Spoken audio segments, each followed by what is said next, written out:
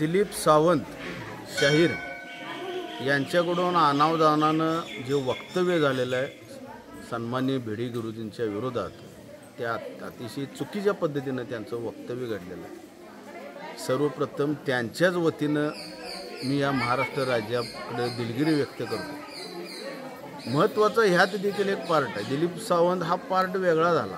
त्यांच्या बाबतीत जे घडलं, त्यांच्याकडून जे वक्तव्य झाले ते दिलगिरी मी व्यक्त करतो, कारण आम्ही एकत्रित एका पेठेमध्ये राहतो। आम्ही कोल्हापूरवासी आहोत।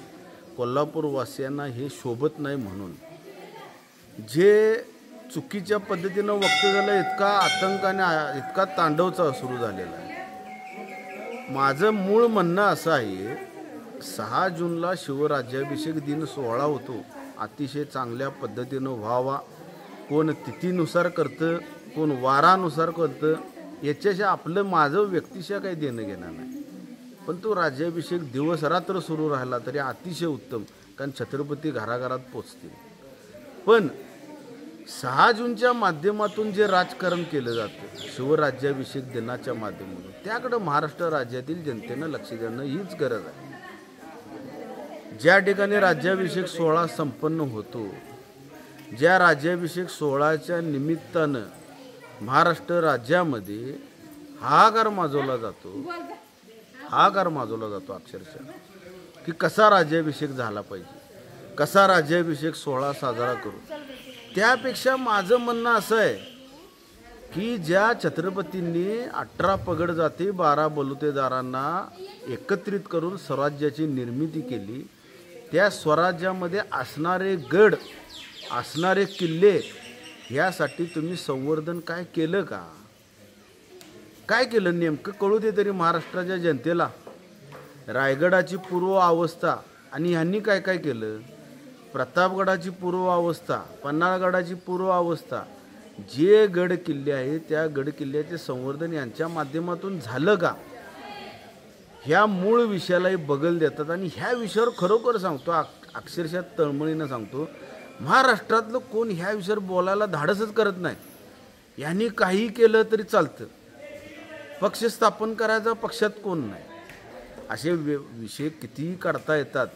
पण मला एक माहिती पाहिजेल आहे, भिडे गुरुजींना तुम्ही अवश्य नावं ठेवा, हा तुमचा विषय आहे, आम्ही त्यांना आदरणीयच म्हणणार।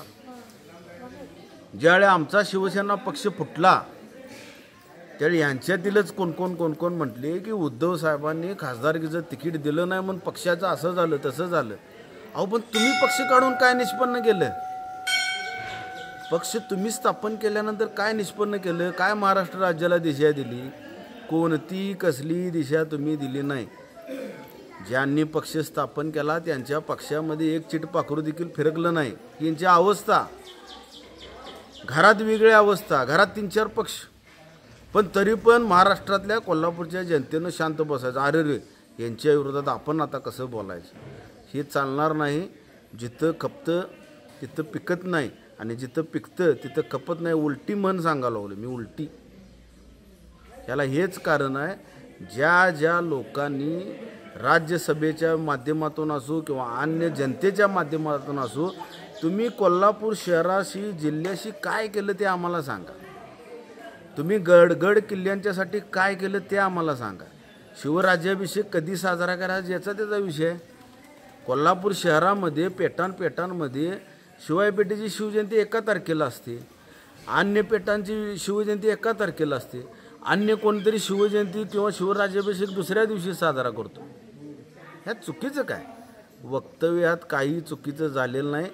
भिडे गुरुजींना टार्गेट करणं आणि उगाच टार्गेट करणं, आम्ही कोणीतरी आहोत, शाहू फुले आंबेडकरांच्या विचाराचा वारसा आम्ही जपतो, ह्या म्हणण्यापेक्षा शाहू फुले आंबेडकर यांच्या विचाराचा वारसा जपायला शिका, हे आम्हाला सांगायचं होतं। आणि गड किल्ले संवर्धनासाठी आज तागायत किती रुपये खर्च केले निधी, हे आम्हाला कागदावर नको, आम्हाला जाग्यावर नेऊन दाखवा, म्हणजे आमचे देखील डोळे उघडतील। आणि जर डोळे उघडत नसतील तर महाराष्ट्र शाना होईल की नेमकं ह्यात काय राजकारण शिजलं।